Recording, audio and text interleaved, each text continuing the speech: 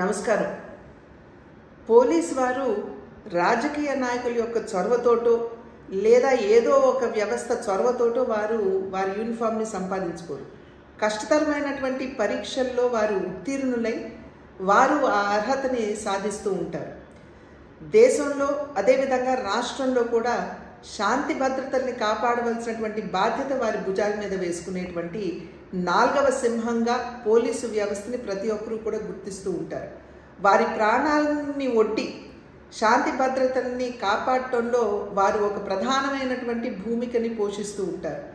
అటువంటి నాలుగవ సింహంగా పరిగణించబడుతున్నటువంటి పోలీస్ వ్యవస్థని ఉద్దేశించి జగన్మోహన్ రెడ్డి గారు బట్టలోడు తీసి కొడతాము అని చెప్పటం ఇది సర్వత్రా ఖండించవలసినటువంటి అంశంగా నేను భావిస్తున్నాను.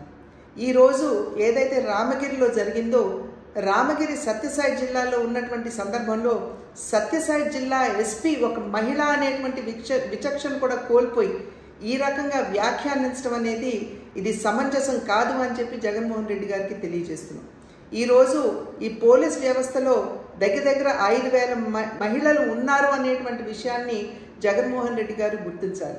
ఇది కేవలం మహిళలు మాత్రమే కాదు, ఆ వ్యవస్థలో పనిచేస్తున్నటువంటి మహిళలు లేదా పురుషులకి సంబంధించి మాత్రమే కాదు, అసలు ఆ వ్యవస్థను కించపరచడం ఈ రకంగా వ్యాఖ్యానించడం అనేది ఇది ఎవరూ కూడా స్వాగతించదగ్గ విషయం కాదు అని చెప్పి తెలియజేస్తూ ఆ వ్యవస్థకి ఇవాళ జగన్మోహన్ రెడ్డి గారు క్షమాపణ చెప్పాలని చెప్పి భారతీయ జనతా పార్టీ డిమాండ్ చేస్తుంది.